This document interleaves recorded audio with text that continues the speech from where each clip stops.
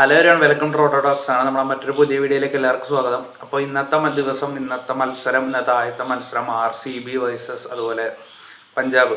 RCB Punjab തമ്മിലായിരുന്നു. അതായത് കഴിഞ്ഞ 2 സീസണായിട്ട് IPL ഭരിച്ചുകൊണ്ടിരിക്കുന്ന 2 ടീമുകളെന്ന് വേണമെങ്കിൽ പറയാമായിരുന്നു ഇന്നത്തെ മത്സരം വരെ. പക്ഷേ എന്തായാലും പറയാം, കഴിഞ്ഞ 2 സീസണായിട്ട് IPL മെയിൻ ശ്രദ്ധാകേന്ദ്രങ്ങളായിട്ടുള്ള 2 ടീമുകളാണ് RCB അതുപോലെ തന്നെ പഞ്ചാബും.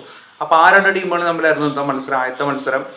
അപ്പോൾ RCB 23 റൺസിന് പഞ്ചാബിനെ പരാജയപ്പെടുത്തിയിട്ടുണ്ട്. അങ്ങനെ RCB തങ്ങളുടെ പ്ലേ ഓഫ് സ്പോട്ട് ഉറപ്പിച്ചിരിക്കുകയാണ്. അപ്പോൾ ഈ സീസണിൽ ആദ്യമായിട്ട് പ്ലേ ഓഫിലോട്ട് ഒഫീഷ്യലി യോഗ്യത നേടുന്ന ടീമായിട്ട് RCB മാറിയിരിക്കുകയാണ്. കഴിഞ്ഞ സീസണിലെ ചാമ്പ്യന്മാർ അവർ രാജകീയമായിട്ട് തന്നെ പ്യുവർ ഡൊമിനേഷനിലോടുകൂടി ഈ സീസൺ ഇതുവരെ സോഫാർ വളരെ ഡൊമിനൻ്റ് ആയിട്ട് വന്ന് ഫസ്റ്റ് പ്ലേ ഓഫ് സ്പോട്ട് അവർ ഉറപ്പിച്ചിരിക്കുകയാണ്. അപ്പോൾ കഴിഞ്ഞ സീസണിൽ അവർ ചാമ്പ്യന്മാരായിരുന്നു. ഈ സീസണിൽ ആദ്യമായിട്ട് പ്ലേ ഓഫിൽ കയറി. 2020 തൊട്ട് നോക്കുകയാണെങ്കിൽ 2023 ഒഴികെ ബാക്കി എല്ലാ സീസണിലും പ്ലേ ഓഫിൽ RCB ഉണ്ടായിരുന്നു. അൺറിയൽ കൺസിസ്റ്റൻസി അവർ മെയിൻറ്റെയിൻ ചെയ്യുന്നുണ്ട്. അത് അപ്രിഷ്യേറ്റ് ചെയ്തേ ഉള്ളൂ. ഈ സീസണിലെ പെർഫോമൻസ് ഒക്കെ സോ ഗുഡ്, ഒന്നും പറയാനില്ല. അപ്പോൾ മത്സരത്തിൽ ഡീറ്റെയിൽ ആയിട്ട് നമുക്ക് മത്സരത്തെ പറ്റി പറയാം. അപ്പോൾ ആദ്യം തന്നെ പഞ്ചാബിൻ്റെ കാര്യമാണ് പറയണം. കാരണം വേറൊന്നുമല്ല, ഞാൻ തന്നെ പലവട്ടം പറഞ്ഞിട്ടുണ്ട് ഈ സീസണിൽ പഞ്ചാബ് ഫേവറേറ്റ്സ് ആണ് കപ്പടിക്കാൻ. എനിക്ക് കപ്പടിക്കുന്ന ആഗ്രഹമുള്ള ടീമാണ് കേട്ടോ. പേഴ്സണലി CSK എടുത്തില്ലെങ്കിൽ കപ്പടിക്കണമെന്ന് ആഗ്രഹമുള്ള ടീമിലൊന്ന് പഞ്ചാബ് ആയിരുന്നു. ഞാൻ പേഴ്സണലി അത് എനിക്ക് ഇഷ്ടമാണെന്ന് പറഞ്ഞിട്ടുണ്ട്. കാരണം അവർക്ക് ഇതുവരെ കപ്പ് കിട്ടിയിട്ടില്ലാത്തതുകൊണ്ടാണ്. അപ്പോൾ ഈ സീസൺ തുടക്കത്തിൽ ഭയങ്കര കിഡുമായിട്ട് ആദ്യത്തെ 7 മത്സരങ്ങളിൽ 6 മത്സരം ചെയ്യും, 1 മത്സരം ടൈ ആവുന്നു. ആ മത്സരമാണ് ഫോമിലില്ലാത്ത KKR ആയിട്ട്. അപ്പോൾ തീർച്ചയായിട്ടും ആ മത്സരം നടന്നിരുന്നെങ്കിൽ പഞ്ചാബ് ജയിച്ചിട്ടുണ്ടാവും, ആ ഒരു ടൈമിൽ ജയിച്ചിട്ടുണ്ടാവും. അപ്പോൾ ആ മത്സരത്തിന് ശേഷം 7 മത്സരങ്ങളും തോൽവി അറിഞ്ഞിട്ടില്ല. ഫസ്റ്റ് സൈക്കിൾ കഴിയുമ്പോൾ പഞ്ചാബ് ഭയങ്കര മുന്നിൽ. അപ്പോൾ ആകാശ് ചോപ്രയെ പോലെയുള്ള ആളുകൾ ഇപ്പം തന്നെ പഞ്ചാബിന് കപ്പ് കൊടുക്കൂ എന്ന രീതിയിലൊക്കെ കമൻറ്റ് പോസ്റ്റ് ഇട്ടതായിട്ട് എനിക്ക് ഓർക്കുന്നുണ്ട്. അപ്പോൾ ആ ഒരു ലെവലിലുള്ള ഒരു അൺറിയൽ ഡൊമിനൻസ് ആദ്യത്തെ 7 മത്സരങ്ങളിൽ കാണിച്ചൊരു ടീമാണ് പഞ്ചാബ്. പക്ഷെ അതേസമയം ഈ പഞ്ചാബിൻ്റെ ബോളിംഗ് ഡിപ്പാർട്ട്മെൻറ്റ് ഒരുപാട് കളിയിൽ എക്സ്പോസ് ആയിട്ടുണ്ടായിരുന്നു. എസ്പെഷ്യലി ഹർഷദീപ് സിംഗിൻ്റെ ഒരു ഫോമില്ലായ്മ, അല്ലെങ്കിൽ ചാഹലിന് വിക്കറ്റ് കിട്ടുന്നില്ല, ഫീൽഡേഴ്സ് ക്യാച്ചസ് ഡ്രോപ്പ് ചെയ്യുന്നു, യാൻസന്റെ ഫോമില്ലായ്മ, യാൻസന്റെ ബോളിങ്ങിൽ ഫോമില്ലായ്മ, ഇതൊക്കെ ഉണ്ടെങ്കിൽ പോലും ബാറ്റിങ്ങിൽ ഇപ്പോൾ ശ്രേയസ് അയ്യർ, അതുപോലെ തന്നെ പ്രിയാൻഷ് ആര്യ, പ്രഭ്സിമ്രാൻ, കൂപ്പർ കൊണോളി, അങ്ങനെ ഇവരുടെയൊക്കെ ഒരു ബ്രൂട്ടൽ ഹിറ്റിങ്ങിൻ്റെ ആ ഒരു പവർ ഹിറ്റിങ്ങിൻ്റെ ഒരു മികവുകൊണ്ട് ഒരുപാട് കളി അവർ ജയിച്ചു പോയി. ആദ്യത്തെ 7 മത്സരങ്ങളും ഭയങ്കരമായിട്ട് ജയിച്ചു. ഞാൻ എക്സ്പെക്ട് ചെയ്തു ടോപ്പ് 1 ഫേവറേറ്റ്സ് ആണ്, ടോപ്പ് 2 എന്തായാലും കാണുമെന്നുള്ളത്. അപ്പം നമ്മൾ ഇത്രയൊക്കെ വിചാരിക്കുമ്പോൾ പഞ്ചാബ് ടീമും അതിനനുസരിച്ച് അവരും കുറച്ച് ഓവർ കോൺഫിഡൻ്റ് ആയിപ്പോയി. അതിൻ്റെ റിസൾട്ടാണ് അടുത്തുള്ള 6 കളികളിൽ 6 കളിയും തോറ്റു. സിംപിളി അടുത്ത 6 കളികൾ തോറ്റ് ഇപ്പോൾ 13 മത്സരം കഴിഞ്ഞിരിക്കുമ്പോൾ 13 പോയിൻ്റായിട്ട് പഞ്ചാബ് ഇപ്പോൾ 6ാം സ്ഥാനത്താണ്. അവരുടെ ഒരു ഫേവറേറ്റ് പൊസിഷനിലാണ് അവർ 6ാം സ്ഥാനത്തിൻ്റെ മെയിൻ ആൾക്കാരാണല്ലോ. അപ്പോൾ ഈ സീസണിൽ കപ്പടിക്കാൻ വന്ന ടീം ഇത് 6ാം സ്ഥാനത്തിന് 5ാം സ്ഥാനത്തിന് വേണ്ടിയുള്ള കോമ്പറ്റീഷനിലാണ്. ഇന്ന് രാജസ്ഥാൻ ജയിച്ച 5ാം സ്ഥാനം കണ്ടാവും തോന്നുന്നു. അപ്പോൾ എന്തായാലും വളരെ ഒരു മോശം ഒരു സീസണായിട്ട് പഞ്ചാബിന് മാറിയിരിക്കുകയാണ്. അവർ 6 കളികൾ അടുപ്പിച്ച് തോറ്റേക്കുന്നു. അതായത് 2015 എങ്ങാണ്ടാണ് ഇത്തരത്തിലൊരു മോശം സീസൺ മുൻപ് ഉണ്ടായേക്കുന്നത്. അപ്പോൾ പഞ്ചാബിൻ്റെ കാര്യം എടുക്കുകയാണെങ്കിൽ ഇപ്പോൾ ആദ്യത്തെ 7 കളികൾ കഴിഞ്ഞപ്പോൾ ഭയങ്കര appreciation, Shreyas Iyer next big thing അല്ലെങ്കിൽ നെക്സ്റ്റ് ഇന്ത്യൻ ക്യാപ്റ്റൻ ആക്കണമെന്ന് അത് ആ ഒരു ലെവലിലായിരുന്നു അവർ കളിച്ചുകൊണ്ടിരുന്നത്. നമുക്ക് കുറ്റം പറയാൻ പറ്റില്ല.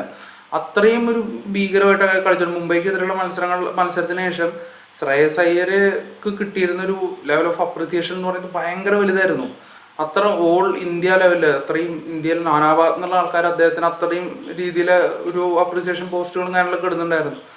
അപ്പോൾ അവിടുന്ന് ഇത്രയും വലിയൊരു താഴ്ച, ഒരു കുത്തനെയുള്ളൊരു താഴ്ച. കാരണം ഈ സീസൺ മൊത്തം എടുത്ത് നോക്കുകയാണെങ്കിൽ 8ഓളം കളികളിലാണ് 200+ കൺസീഡ് ചെയ്തേക്കുന്നത് പഞ്ചാബ്. പക്ഷേ ഈ കളികളൊക്കെ വിജയിച്ച് പോകുന്നതുകൊണ്ട്, ചേസിങ്ങിൽ വിജയിച്ചു പോകുന്നതുകൊണ്ട് ആരും അതങ്ങനെ പോയിന്റ് ഔട്ട് ചെയ്യുന്നില്ലായിരുന്നു. പക്ഷെ തോൽക്കാൻ തുടങ്ങിയപ്പോൾ തൊട്ടിട്ടാണ് ആൾക്കാർ ഇതൊക്കെ പോയിന്റ് ഔട്ട് ചെയ്യാൻ തുടങ്ങിയത്. ഇന്നത്തെ മത്സരത്തിലും 222 റൺസ് അവർ കൺസീഡ് ചെയ്തിട്ടുണ്ട്. 199 എത്താൻ പറ്റിയുള്ള 23 റൺസിന് RCB ജയിച്ചു. അപ്പോൾ ഇന്നത്തെ മത്സരത്തെ പറ്റി പറയുകയാണെങ്കിൽ രജത് പട്ടിദാർ ഇല്ലായിരുന്നു. അപ്പോൾ അതൊരു വലിയ കുറവ് തന്നെയായിരുന്നു. അദ്ദേഹത്തിന് പരിക്കാണെന്നാണ് അറിഞ്ഞത്. അപ്പോൾ അതിന് പകരം വെങ്കടേഷ് അയ്യർ ആയിരുന്നു സ്ക്വാഡിൽ. അപ്പോൾ വെങ്കടേഷ് അയ്യർ ആണെങ്കിൽ വലിയ ഫോമിലൊന്നും അല്ല. അപ്പോൾ അങ്ങനത്തെ ഒരു ടെൻഷൻ RCBക്ക് ഉണ്ടായിരുന്നു. പഞ്ചാബിനെ സംബന്ധിച്ച് ഹർപ്രീത് ബ്രാർ തിരിച്ചു വരുന്നു. അപ്പോൾ കുറച്ചുകൂടി ബോളിംഗ് കുറച്ചുകൂടി സ്ട്രെങ്തൻ ആക്കാമെന്നുള്ളതായിരുന്നു. അദ്ദേഹം നല്ല രീതിക്ക് തന്നെ ബോൾ ചെയ്തു. തുടക്കത്തിൽ 2 വിക്കറ്റൊക്കെ എടുക്കണ്ടായി, അതുപോലെ ബത്തലിൻ്റെ ഒക്കെ വിക്കറ്റ് എടുക്കണ്ടായി.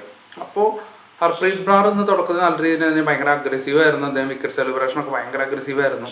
ധംശാലയിലായിരുന്നു മാച്ച്. അപ്പോൾ ടോസ് ശ്രേയസ് അയ്യർ കിട്ടി. ശ്രേയസ് അയ്യർ ബോളിംഗ് ആണ് ചൂസ് ചെയ്തത്. കാരണം അവരുടെ സ്ട്രോങ് സോൺ ചേസിങ് ആണ്. അപ്പോൾ ഈ കളി ചേസ് ചെയ്ത് ജയിച്ചേ പറ്റുള്ളൂ. അടുത്ത മത്സരത്തിൽ ഈ മത്സരം തോറ്റു കഴിഞ്ഞാൽ അടുത്ത മത്സരം അവർക്ക് ജയിച്ചാൽ പോലും പ്രതീക്ഷിക്കാനുള്ള വകുപ്പില്ല. അങ്ങനത്തെ സിറ്റുവേഷനിൽ ജയിച്ചേ പറ്റുള്ളൂ. അപ്പോൾ അവരുടെ സ്ട്രോങ് സോൺ ആയിട്ടുള്ള ചേസിങ്ങിന് വേണ്ടിയിട്ട് അദ്ദേഹം ബോളിംഗ് തിരഞ്ഞെടുത്തു. ഹർപ്രീത് ബ്രാറിന് ആദ്യത്തെ ഓവറുകൾ കൊടുക്കാനായിട്ട് പവർ പ്ലേയിൽ ഓവർ, അത് നല്ലൊരു തീരുമാനമായിരുന്നു. അദ്ദേഹം ബെത്തലിന് വിക്കറ്റ് എടുത്തു. പിന്നെ അദ്ദേഹത്തെ അങ്ങനെ കളിക്കാനും പറ്റുന്നുണ്ടായിരുന്നില്ല. കൃത്യമായിട്ടുള്ള ലെങ്ത്തിൽ എറിയുന്ന ബോളറാണ് ഹർപ്രീത് ബ്രാർ, വളരെ എക്കണോമിക്കലായിട്ട് എറിയുന്ന ബോളറാണ്. ഈ സീസണിൽ അവരങ്ങനെ യൂസ് ചെയ്തിട്ടില്ല. അപ്പോൾ ആദ്യത്തെ ഓവറുകളിൽ തന്നെ ഇപ്പോൾ ബെത്തലിനെ അദ്ദേഹം പുറത്താക്കി. പക്ഷേ ദേവദത്ത് പടിക്കൽ വന്നു, കോഹ്ലി ഒന്ന് സെറ്റായപ്പോൾ പിന്നെ നല്ല രീതിക്ക് റൺസ് 10 വെച്ചിട്ട് പവർ പ്ലേ റൺസ് വരാൻ തുടങ്ങി. പവർ പ്ലേ കഴിയുന്നു, വീണ്ടും ഇപ്പോൾ ദേവദത്ത് പടിക്കലിന് വീണ്ടും ബ്രാർ പുറത്താക്കുന്നു. അപ്പോൾ പട്ടിദാരില്ല എന്നുള്ളത് ഞാൻ അപ്പോഴാണ് അറിയുന്നത്. ഞാൻ ഏകദേശം ഇപ്പോൾ ഈ വെങ്കടേഷ് ഇറങ്ങിയപ്പോഴാണ് പട്ടിദാറില്ല എന്ന് മനസ്സിലാവുന്നത്. അപ്പോൾ പട്ടിദാരില്ലാത്തതുകൊണ്ട് ഇപ്പോൾ സ്പിന്നെതിരെ കിടിലിനായിട്ട് കളിക്കുന്ന ആളാണ് പട്ടിദാർ. അപ്പോൾ ചഹലും ഒരു എൻ്റെ നിന്ന് ബ്രാറും മറ്റേ എൻ്റെ നിന്ന് ഇങ്ങനെ എറിഞ്ഞുകൊണ്ടിരിക്കുകയാണ്. ഞാൻ വെങ്കടേഷ് അയ്യരാണെങ്കിൽ നല്ല രീതിയിൽ സ്ട്രഗിൾ ചെയ്യുന്നു. 10 ബോളൊക്കെ വേസ് ചെയ്തിട്ട് അദ്ദേഹം 8 റൺസൊക്കെ ആയിട്ട് നിൽക്കുമായിരുന്നു. അപ്പോൾ ആ ഒരു ടൈമിൽ ഞാൻ ചിന്തിച്ചത് പട്ടിദാരില്ലാത്തതുകൊണ്ട് ഇപ്പോൾ ടീമിന് തന്നെ അയ്യർ കളിക്കുന്നില്ല എന്നുള്ളതാണ്. പക്ഷേ സ്പിന്നേഴ്സിനെ വെങ്കടേഷ് അയ്യർ ടേക്ക് ഓവർ ചെയ്ത് ചഹലിനെ ടേക്ക് ഓവർ ചെയ്ത് ചഹലിനെതിരെ 2 സിക്സൊക്കെ അടിച്ച് പുള്ളി സെറ്റായി. പിന്നെ നല്ല രീതിക്ക് റൺസ് വരുന്നുണ്ടായിരുന്നു. കോഹ്ലി അപ്പുറത്തെ സൈഡിൽ അദ്ദേഹം ആസ് യൂഷ്വൽ ചെയ്യുന്ന പോലെ കിടലിനായിട്ട് ആ ഇന്നിങ്സ് സപ്പോർട്ട് ചെയ്തിട്ട് ബിൽഡ് ചെയ്ത് കൊണ്ടുപോയിരുന്നു. ദേവദത്ത് പടിക്കലിനെ കൊണ്ട് അതുപോലെ തന്നെ വെങ്കടേഷ് അയ്യർ നല്ല രീതിക്ക് അപ്പുറത്ത് കളിക്കുന്നു. കോഹ്ലി ഇപ്പുറത്ത് പതിയെ റൺസ് കയറ്റുന്നുണ്ട്. 10ന് മുകളിലൊക്കെ റൺ റേറ്റ് വെച്ചിട്ട് ഇങ്ങനെ പോയിക്കൊണ്ടിരിക്കുന്നുണ്ട്.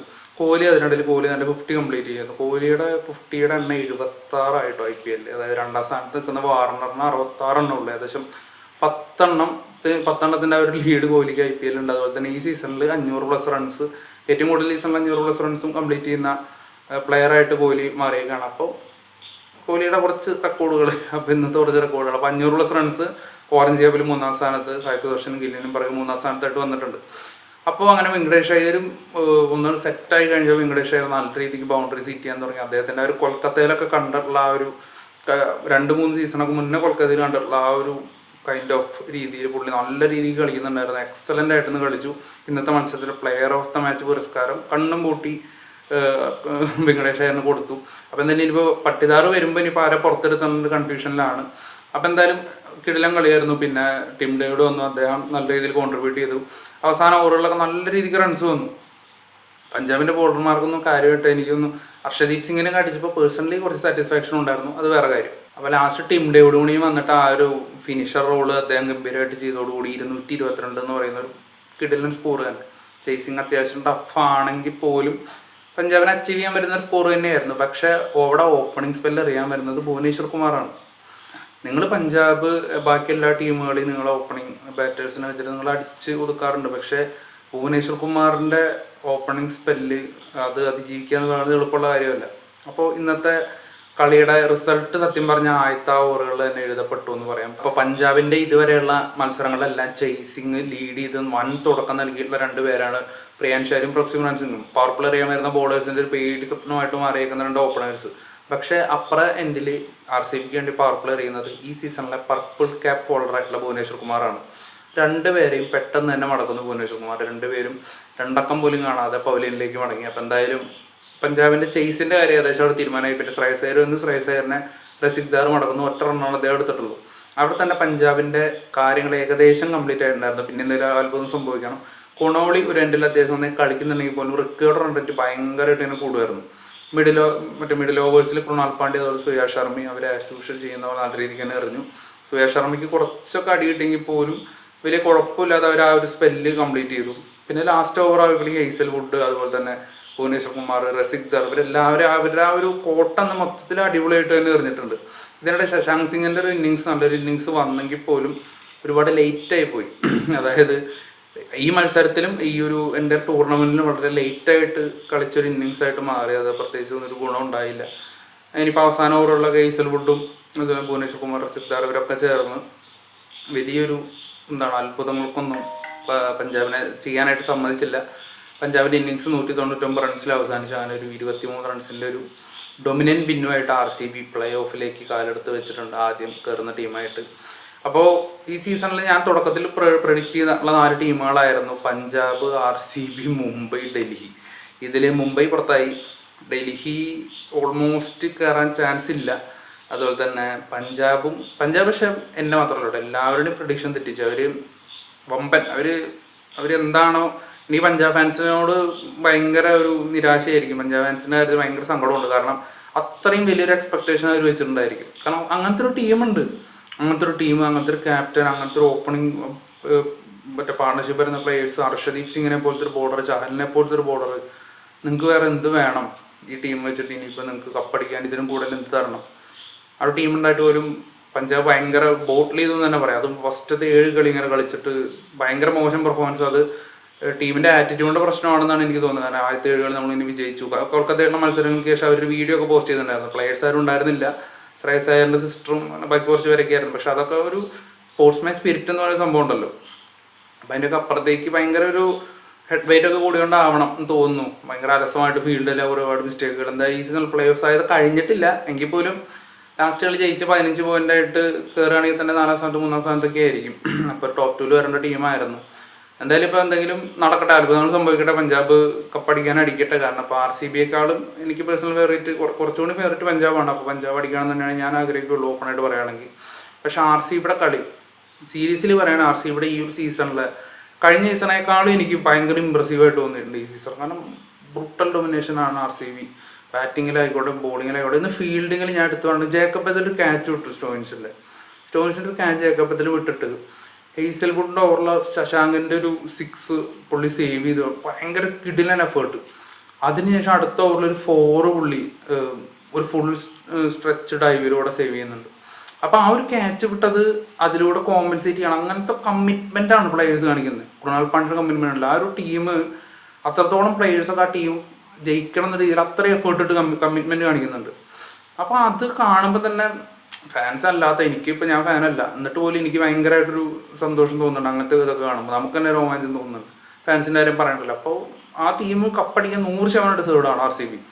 ഈ ഒരു സീസണിലാണ്, കഴിഞ്ഞ സീസൺ ഫുള്ളി ഞാൻ കണ്ടതാണ്, കഴിഞ്ഞ സീസണിനേക്കാളും മുകളിൽ ഈ സീസൺ RCB കളിക്കുന്നുണ്ട്. അവർക്ക് ആ ഒരു ചാമ്പ്യന്മാരാകും വീണ്ടും ഡിസേർവിംഗ് ആയിട്ടുള്ള പെർഫോമൻസാണ് അവർ കാണിക്കുന്നത്. അപ്പോൾ എന്തായാലും നമുക്ക് നോക്കാം. ഇപ്പോൾ SRH ഉണ്ട്, GT ഉണ്ട്. എന്തായാലും ഇപ്പം ഇന്ന് പഞ്ചാബ് തോറ്റോടെ CSKക്കും ചെറിയൊരു ചാൻസ് ഉണ്ട്. പക്ഷെ നമ്മൾ ജയിക്കാൻ വേണം. അപ്പോൾ എന്തായാലും IPL വിശേഷങ്ങൾ തീരുന്നില്ല. ലാസ്റ്റത്തെ ലീഗ് മാച്ച് വരെ ത്രില്ലിംഗ് ആയിട്ട് ടോപ്പ് 4 പ്രഡിക്റ്റ് ചെയ്യാൻ പറ്റാത്ത രീതിയിൽ ഇങ്ങനെ മാറി പറയുന്നതന്നെയാണ് തോന്നുന്നത്. അപ്പോൾ എന്തായാലും ഇന്നത്തെ RCBയുടെ കളി ടോട്ടലി RCB ഞെട്ടിച്ച് കളഞ്ഞു. കിടിലൻ മത്സരമായിരുന്നു. അങ്ങനെ ഇന്നത്തെ മത്സരത്തിൽ RCB ജയിച്ചു. അപ്പോൾ നമ്മൾ ഇനിയിപ്പോൾ അടുത്ത വീഡിയോസൊക്കെ ആയിട്ട് നമ്മൾ വീണ്ടും വരുന്നതായിരിക്കും. അപ്പോൾ പഞ്ചാബ് ഫാൻസും RCB ഫാൻസും സ്ട്രോങ് ആയിട്ട് തന്നെ ഇരിക്കുക, പഞ്ചാബ് ഫാൻസ് സ്ട്രോങ് ആയിട്ട് തന്നെ ഇരിക്കുക. ചിലപ്പോൾ നിങ്ങൾക്ക് പ്രതീക്ഷ റിസൾട്ട് അല്ല നമുക്കറിയാം. അപ്പോൾ എന്താ പോലും എന്തെങ്കിലുമൊക്കെ ടീം മാറ്റങ്ങൾ കൊണ്ടുവരുമെന്ന് വിചാരിക്കുക. അപ്പോൾ എന്തായാലും നമ്മൾ അടുത്ത വീഡിയോ ആയിട്ട് വീണ്ടും വരുന്നതായിരിക്കും. അപ്പോൾ നമ്മുടെ ഈ വീഡിയോ ഇഷ്ടപ്പെടുകയാണെങ്കിൽ എന്തായാലും നിങ്ങൾ നമ്മളെ സപ്പോർട്ട് ചെയ്യുക, ലൈക്ക് ഷെയർ കമൻറ്റ് ചെയ്യുക, എന്തായാലും കൂടി സപ്പോർട്ട് ചെയ്യുക. എന്നാൽ നമുക്ക് അടുത്ത വീഡിയോസൊക്കെ ഇടാൻ പറ്റുള്ളൂ. അപ്പോൾ എന്തായാലും thank you for watching. Thank you.